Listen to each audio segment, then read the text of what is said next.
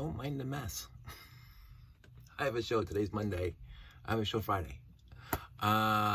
Niagara Falls Comic Con at the Niagara Falls Convention Center, Stanley Avenue, Friday, Saturday, Sunday. Look it up. Pretty reasonable hours. I don't know what the admission is. I should, just for you guys. But I'm gonna be there. I'm gonna be there hopefully 4 hours early to set up and bring on a good show. And this is why this video is being made. I keep on saying I'm gonna stop making videos for a while because I got all my ones scheduled way out to the end of June, and I want to catch up with those ones, and I'm releasing these ones as I make them. But every time I make something, I'm going, whoo, I want to share this.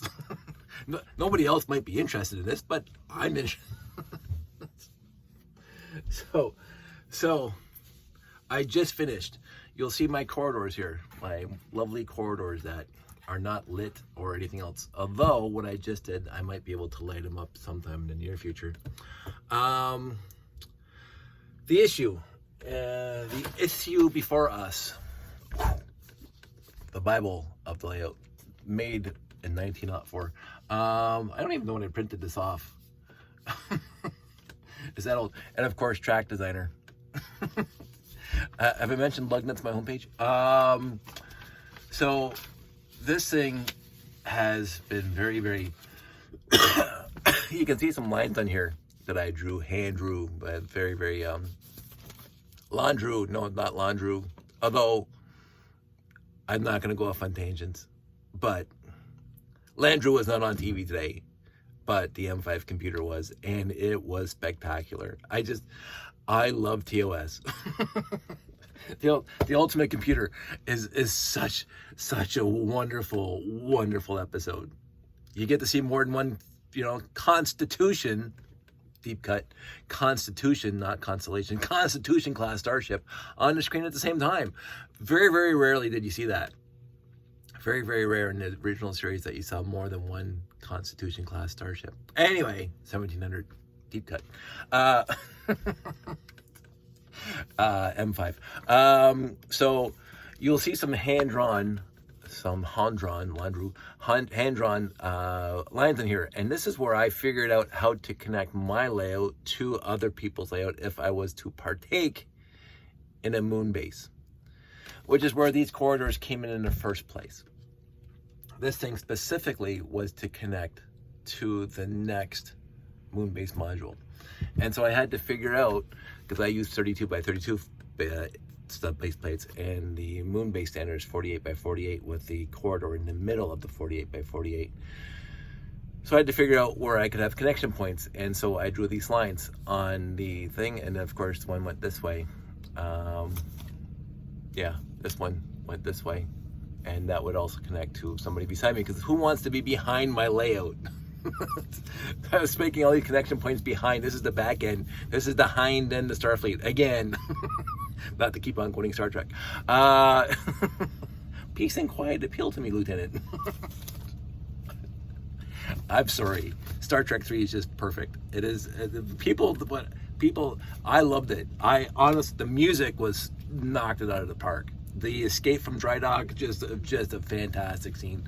Klingon Commander, fantastic. I have had enough of you. Anyway, Star Trek 3. My life.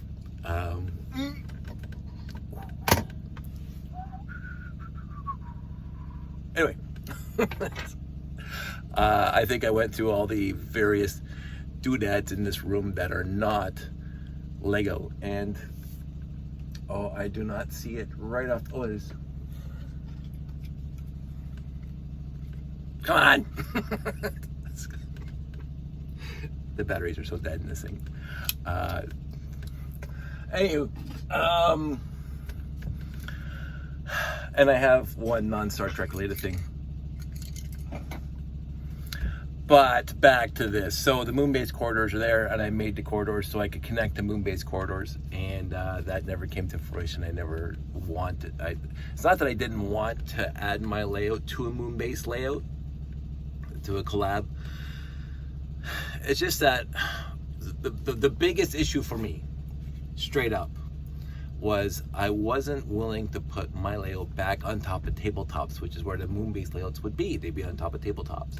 And my layout now for the last 6-7 years is on top of the boxes. And the boxes do not come to the height of the tables. Now I had a solution for that even as well, because I was in my head, it's still in my head, I keep on thinking about it sporadically.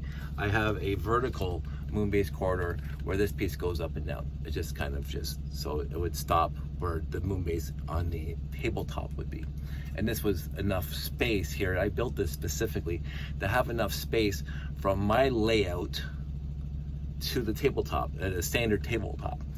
So I built this for that, and this was my first kick of the can, and of course I never went past this kick of the can to make this thing adjustable, but it's in my head. It's a pretty easy solution to make this thing adjustable up and down. And of course this is on the 24 center of the 24 studs of a 48 base plate, so this will be perfect to connect to any Moonbase corridor coming off the tabletop. I never bothered to take it past this step. But this piece is still instrumental in my layout, so I kept it in case some future point somebody says, hey Dave, hey, come on over, we're going to do a Moonbase layout, and we would love a collab, and we would love for you to fit your layout into this. And see, this one goes to the side, it doesn't go to the back, so you don't have to worry about putting modules behind me. This one goes to the side. So I just have to adjust it so it gets to the tabletop. So I built all these corridors, all these little things and I got a few more in the boxes, but I only needed these ones to work on in order to. So this is back to this thing.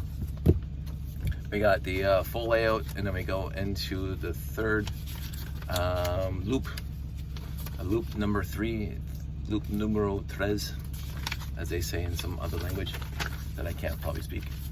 So loop number 3, the one that goes up the ramp and goes around and comes back down the ramp. So this one cannot be powered from over here. This is the rocket launch platform. This is me doing it backwards because looking at it there. This is the rocket launch platform, which has connection points to the second monorail loop, which carries the little carriers, the little shuttles right here. Got these. So you see that one, and the little tiny circle that the guy who's scanning the rocket, which is the reason why that it goes around in circles. So loops 2 and 4 are powered from here, and the sensors are connected here, which I worked out. The train track and the big loop 1 that goes all over the main loop, I call it the main loop, that connection point's over here. So one train track 0 and 1 monorail loop 1 are the power connections, and the sensor connections are right there. I just built those, by the way. It was really nice. I gotta cut my hand.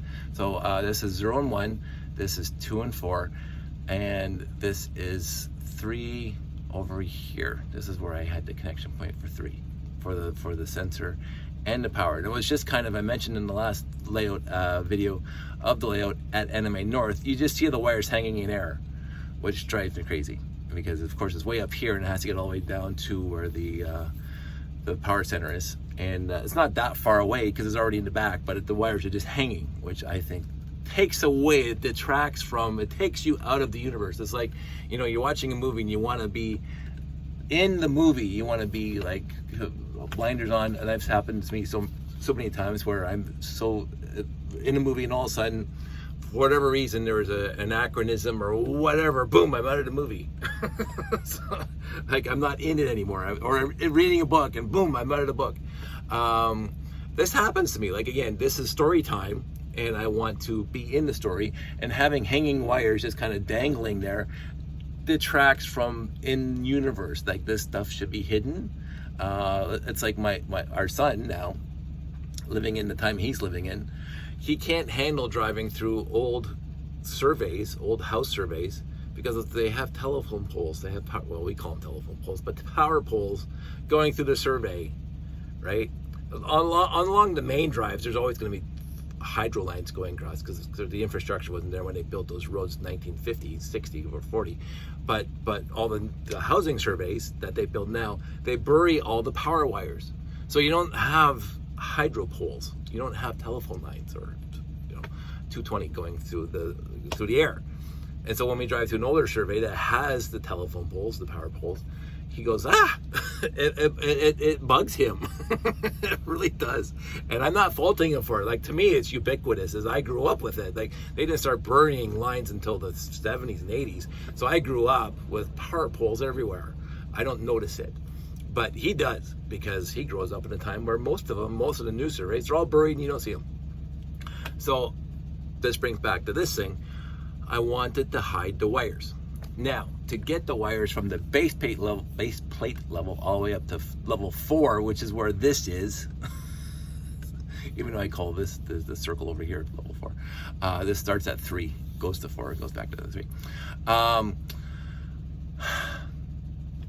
It's my naming convention.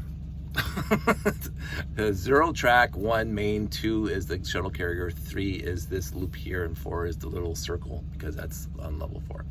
I should change it around, but whatever, it doesn't matter.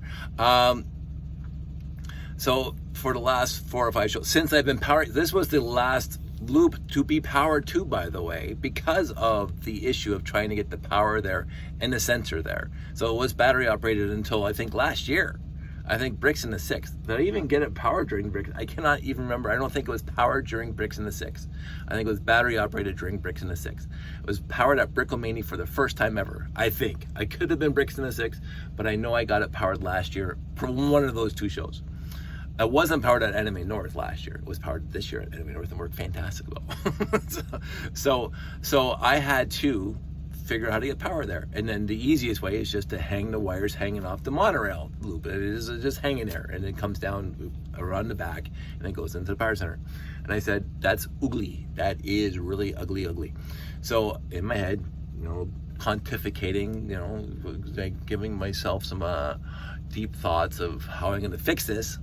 I thought, well, I have all these modules, all these Moonbase modules that are just kind of hanging there, and they're actually this whole back end here is supported by the Moonbase corridors. I did that on purpose too, because again, before I had these huge supports that coming off the base plate level, going out 4 levels to hold up the monorail, and I'm going, that's obvious. That drives me nuts. So now there's nothing on the base plate level holding up the top monorail loop. There's nothing, because it's because the Moonbase corridors are so good, not to pat myself in the back, but they're so strong that they can hold the entire monorail loop where it's hanging like this whole, from this to here, that whole thing is held up by the Moonbase corridors, and the Moonbase corridors is pretty high.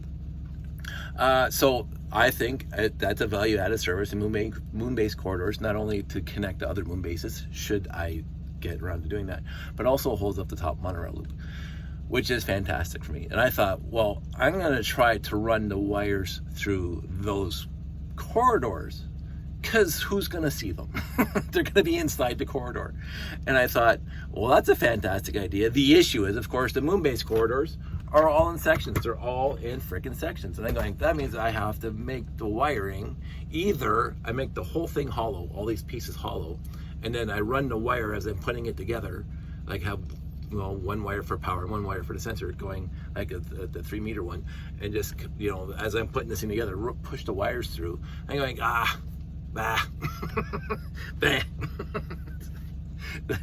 Who wants to do it that way? That's just So what I ended up doing is I grabbed my Moonbase corridors tonight, not tested at all. By the way, I got the RCX out for testing. I'm gonna turn that off so I don't waste batteries. So what I did is I started at the top. So this is the top corner of the Moonbase corridor. So this one plugs into here, right like that. You can see this, you've seen this. This part here plugs into the monorail station. So it goes over there, monorail station again. So we're looking at this, there's the monorail station right there. So this piece comes all the way over here, and you can see that it would hold up. Sorry, let's go over here. So this is the monorail station. It would hold up because this is this part here. This is a very old drawing because I just had a Moonbase corridor going straight from there to there, And now I got it looped back here, going across and coming back down here. So this whole U shape of Moonbase quarter will hold up this whole thing. Anyway, so this plugs into the side of the monorail base, and then this turn it around so you can see this. This piece goes into that long piece that goes along back over towards the tower, and then cuts back and goes into the tower. So this is fantastic, and I thought, well, if I bring the power from the monorail loop, the power and the sensor to here, put it in the hole, come down here, because then this piece comes in, and this piece goes right here like that. So this is how that works, right? So this is, you're with me so far. And then this, let's get this ready.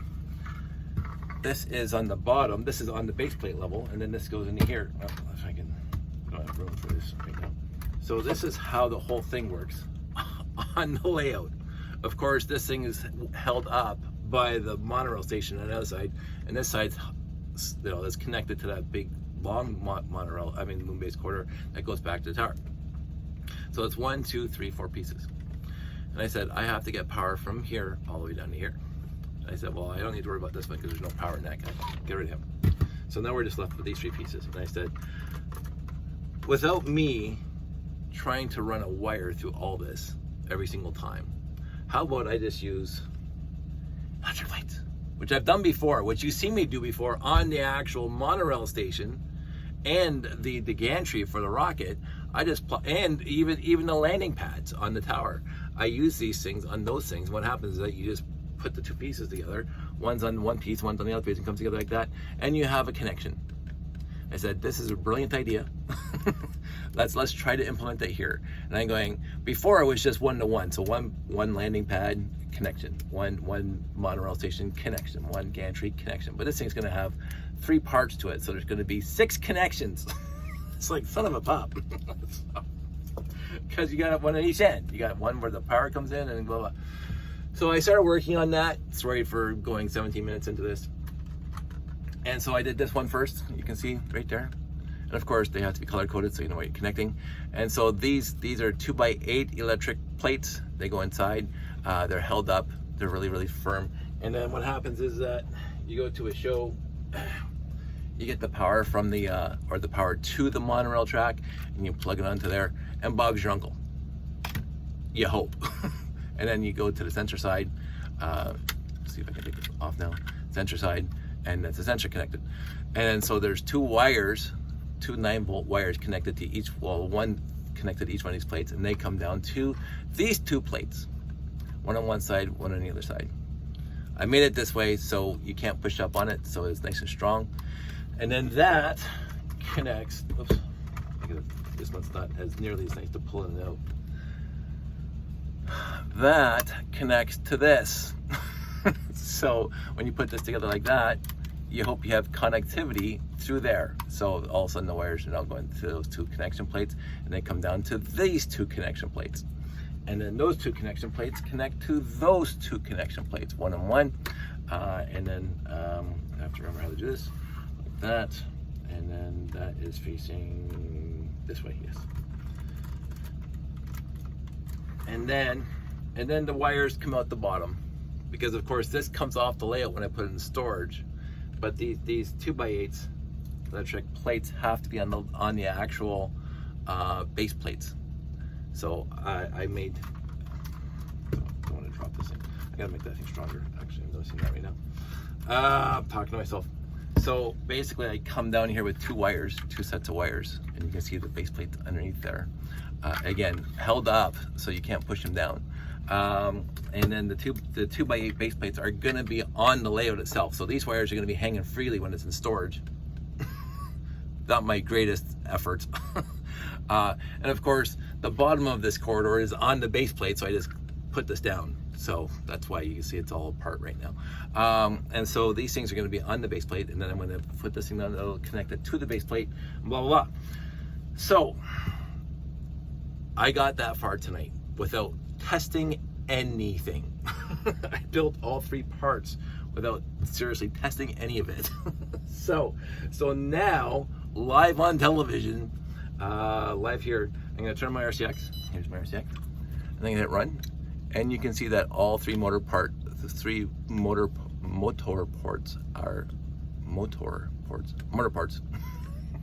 ports, I can't speak, are on.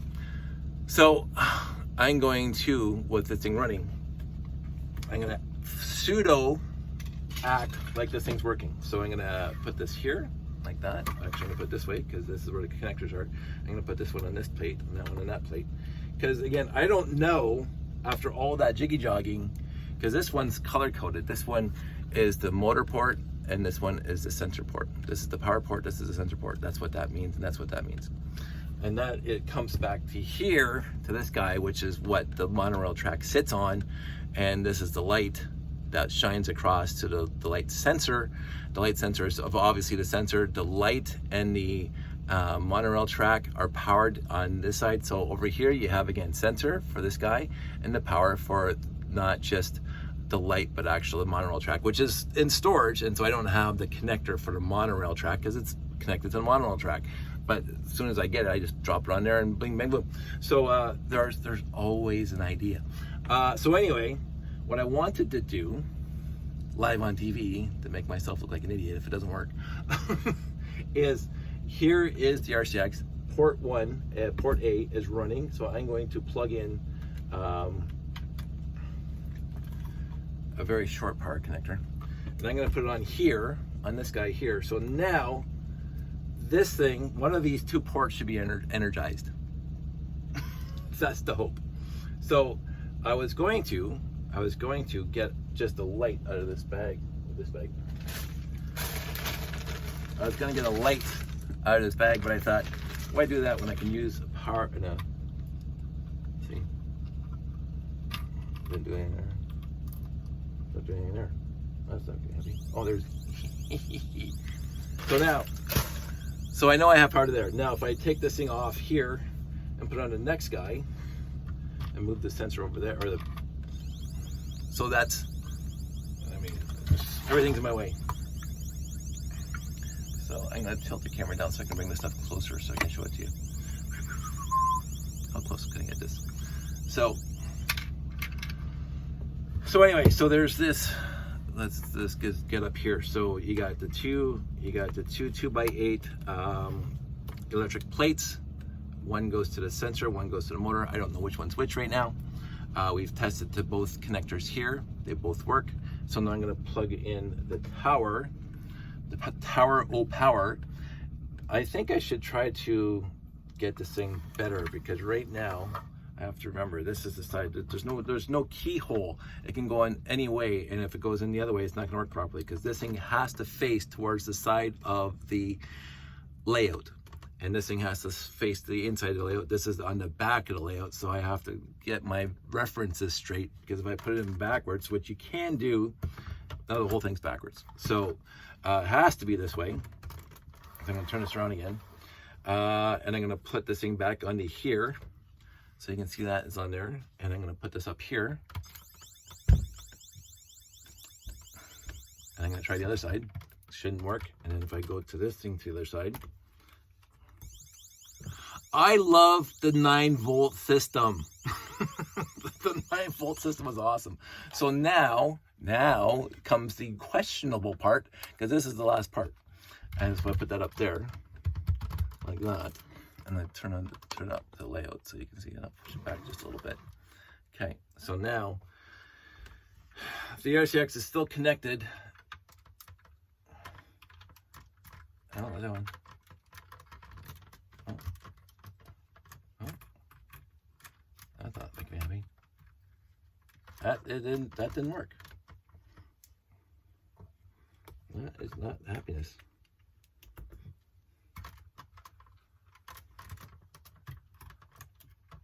Huh. So that did not work. Let's go back to here. Let's see if this is working over here. That's working there. Why did this thing stop working over here? That is the question of the hour. So I got 2/3 of the way through, and I have to take this whole thing apart again and figure out, this is me on the fly, on the TV, live in front of the studio audience. That's all connected. Well, let's just try this, because I can try now connecting this thing right to here. and that's there, and that goes to here. Okay, that worked. So that's working, and then this is the error checking that we do as we do. What did I forget? What did I forget? And then I'm gonna go back over here. That's not. So it just wasn't pushed down enough, which is odd. So I'll put that back over here. Put it there. Put it there. Okay, now it's working. So I guess I have to figure out now why this thing is not pushed down hard enough. What I did on this side is I put bricks all the way through here because nobody sees it. It's a sealed corridor. You're not going to see it. But here I had windows, and so I didn't want to block the windows with brick to hold the bottom down. And so what I did was, as I put a 4x6 plate through here, took the legs off the minifig and just put a 1x2 brick on him so it looked like he's still walking through there. And so you have this 4x6 plate that's holding this thing exactly where it's supposed to be, but obviously not. So let's put all this back together. And I used 2x8 electric plates in very what I could in places, because I ran out of 2x4s. I ran out of 2x4 electric plates for this. I have one 2x4 electric plate left because I used a lot. And of course, you know, I soldered a lot. So I am running low. I got a whole bunch of 2x8s in there. But anyway, I'm going to turn that off because that's very annoying. Oh wait, I should figure this out because, so this is sensor. This one is sensor, so I'm going to put a blue. Here's me getting my blue out. This one is sensor, blue, and this one is going to be power blue. So if I go over here, put this on power, move this over to here. And then basically then if I have this guy, if that's power, and this is power, when I unplug him here, and I put this on here, the light should come on. And look, the light came on. That light went up, but the light came on. So this is, and the light comes off, light comes on. So this is the finagling that I've had to do to get, and also this is why I want the tops on. This is also why I want to get to the point where I can just put these pieces together and it's lit. This is why I put the landing pads the way I did the landing pads, where I took the 2x4 and I soldered the wires to it. And one's on the tower side and one's on the landing pad side. So I just put together, the lights come on. I don't have to connect the wire. This was a brilliant setup. And I know that third-party people are doing this now or something near, so you can just put pieces together without trying to connect all the wires together. And I do appreciate the efforts. The original 9-volt system is just brilliant. And it's sad that they discontinued it. I was happy that I happened to get lots of it over the years. My issue, of course, is that I've used a lot of it up in the layout. And I do not have the parts that I used to have because, of course, they're all in the layout now. But in the end, I'm going to hide this in here. So basically, this is going to be at the show like this. Let me just get this, like, to show you. So this is going to be in the corridor like that. And then I'm just going to put the connectors here back to the RCX. So it goes all the way through the corridors. You don't see any hanging wires. Fantastic. The only hanging wires are from this guy to the top here. That's the only time you're going to see a hanging wire. And since it is, there we go. And since this is going to be like right, I think it's going to be there, right there. Let's see. I got, I had it here. There it is. I have to know exactly where this thing is going to be because this thing goes into the monorail station. This is the part that Again, tilt this up. A lot of moving the camera around, sorry guys. This thing is like 3 bricks above the top of the corridor, and it goes into the monorail station right about there. So from here to here, I'm gonna have like short wires. Here, I can't see it, but from here to here, right there, it's gonna be short corridors. So the other thing I was planning on doing is that this is exactly 32 studs long. It fits across one base plate. The original intent was to have this top one also 32 studs long from here to here. This is the end of the base plate down here. I planned it that way. And this was going to come over with another Moonbase corridor connector here. I didn't bother building those at the time. I was thinking about modifying this one to do that. But now that the connectors are on there, I just don't feel like it. So it is one of those things. I'm going to turn that off. Anywho, this was honestly a lot of fun. It was honestly a lot of fun because I've had a good experience building this, and I'm looking forward to the show. I built this thing last night. It took me a while to get the iterations down to make it as compact and as quote-unquote neat as it is now. But I do realize right now, because I used a whole bunch of wires in there to run, that I'm going to have to make more wires because these are not nearly long enough to go from here. Well, they actually can be short. They just have to go there. I have to get some wires to go from here back to the RCX, from connector points, the 4 connector points over at lines 2 and 4 over there, back to the box, and 1 and 3 are just right next to the box, so that's pretty easy, the 4 connection, because again, there's 10 connection points altogether. Not to people who don't care about this kind of minutiae. There are 5 powered loops, 4 monorail loops, 1 train track loop, so that's 5 loops, and each loop has a power and each loop has a light, with the exception of, well, the light's still there. So power and sensor. So there's 10 connectors. I have 2 RCXs. I thought I turned you off. I have 2 RCXs in the box. I'm going to bring a third for a spare. But because there are 10 connections, 5 power and 5 sensors, 3 are used up in brick 1 and 2 are used up in brick 2. And so those 10 connectors have to get out to the layout. The furthest one is where the rocket launch platform is, and I have an idea to run those wires semi-nicely so you don't see them taking up the entire layout or hanging over the edge, which drove me crazy for a while. I've got a way to run them semi-easily at the show and semi-hiddenly at the show. You'll still see them if you look for them, but I'm not going to worry about it too much because they will be hidden at the show. But the 3 meter, well, it's not 3 meters. I don't know how long those ones are. Take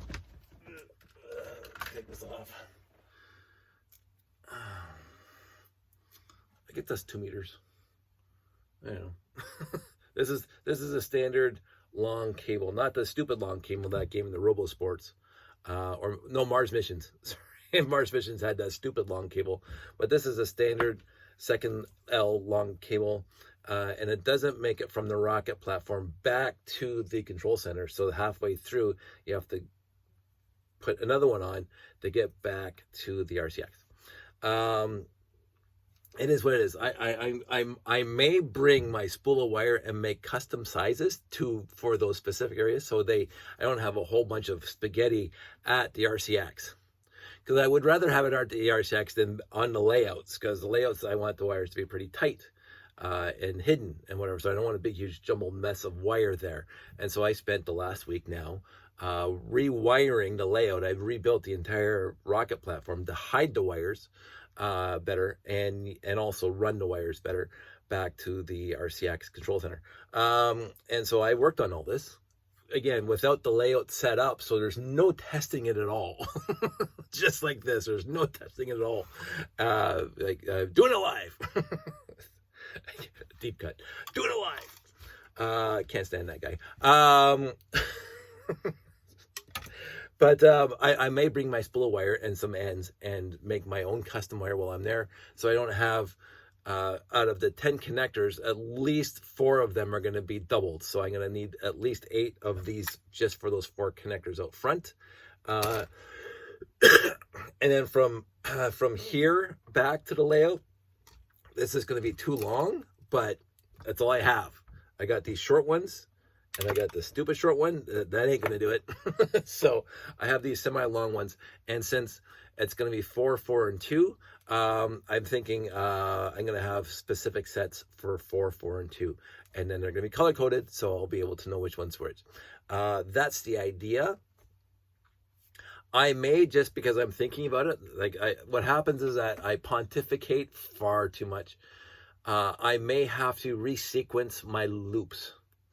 Because, as I say, I have 1, 0 and 1 at the tower right there, right in front of the control center. I have 1 and 3, 2 and 4 way over at the rocket platform, and I have 3 here.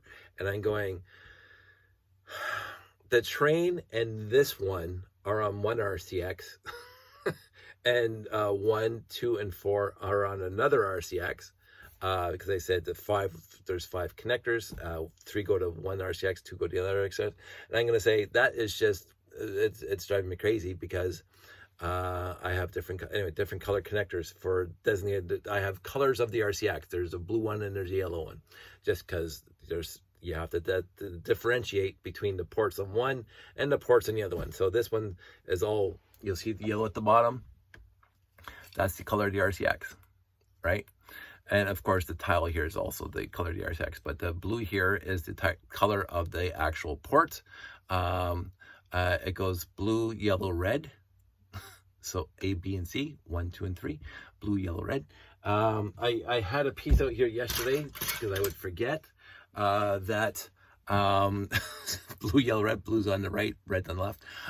So blue sensor and blue power, which is A and 1.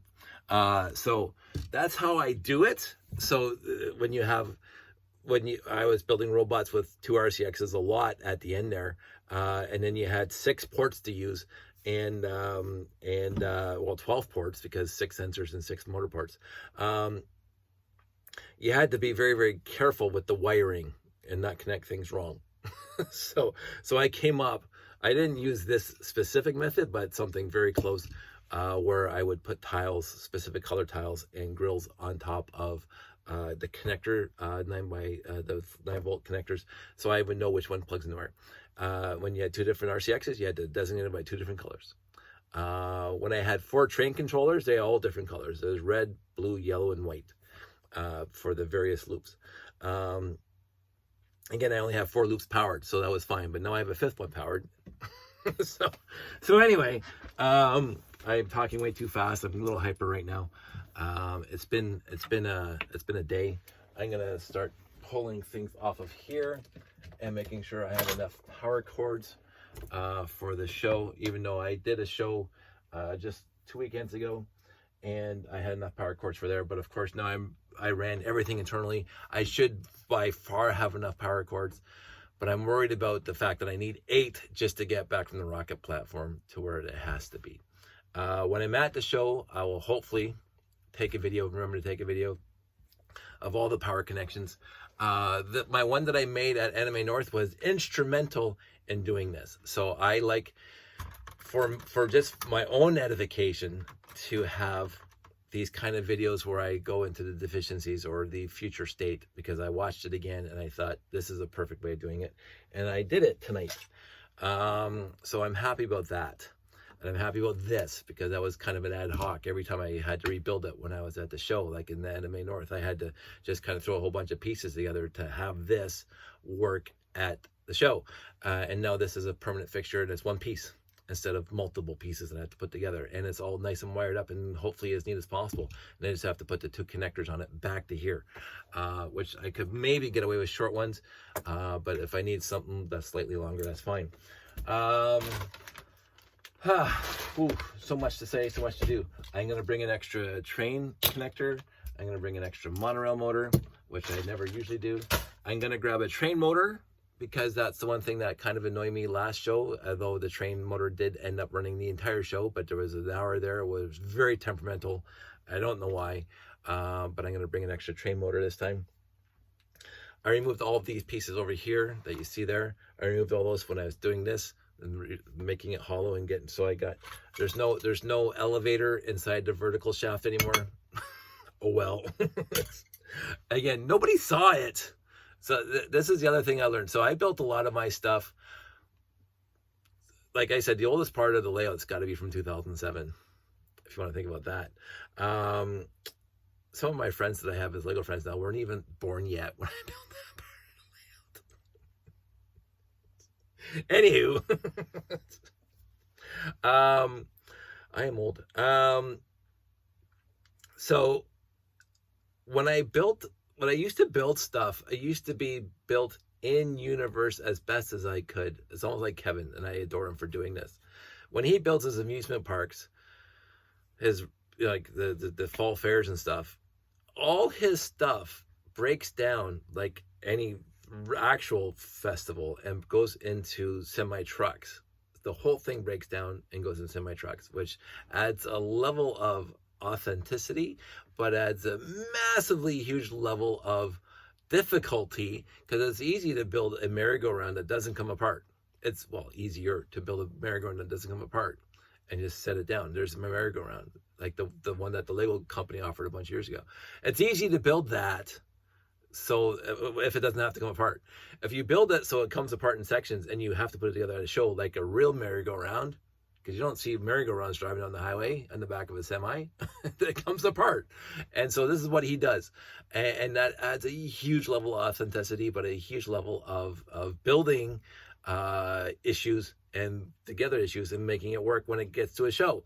And so I used to build all my buildings with open hallways, doors, stairs, a way for people, way in universe for the minifigs to get from here to here, into that room, whatever room there was. And so that's why it was mandatory for my tower to have elevators or lifts on it, because hand of God outside the universe, what we call it in Lego terms, hand of God, where you just take your minifig and you move him up 5 flights of stairs to the room. But in universe, that fig has to climb stairs or take an elevator to get there. And so when you do that kind of stuff, when you make your corridors all hollow and you build the lift right into the vertical thing, it adds a lot of parts that take up space, and then you can't go back, and it makes it weaker sometimes too. Like I will say the lift made the vertical thing stronger for this one, but to have these things hollow made these things weaker, makes this thing weaker, and especially the tower, the building itself is weaker, because I made everything accessible for the minifigs in universe to get to wherever they're going. Not that the minifigs are ever going to walk around to go wherever they're going. So it's like, why did I put all that? Like you can see this corridor is completely empty. Look at that. You can walk through it. If you're in universe, you can walk through it. Like there it is. Like look at the inside.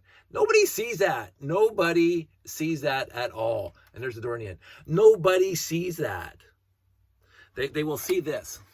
And that's why you put the minifigs there. There's minifigs there. But wherever it's sealed, nobody sees that. So why am I putting so much effort to make it so it's authentic for the minifigs to move around when they're not going to move around? Why am I making this weaker and harder to transport and easier breakable? And so I have thought about it. And so now, especially with this thing, I built it all the way inside. It's nice and solid in there, because I didn't want this thing pressing down when I put the wires on top. Sorry, the minifigs can't move this here anymore. Don't tell anybody. I'm going to go to the next show and say, hey, Dave, your corridor is no longer hollow. The minifigs can't move around. It is what it is. When the story's been in your head since you were 10 years old, you have a fantasy.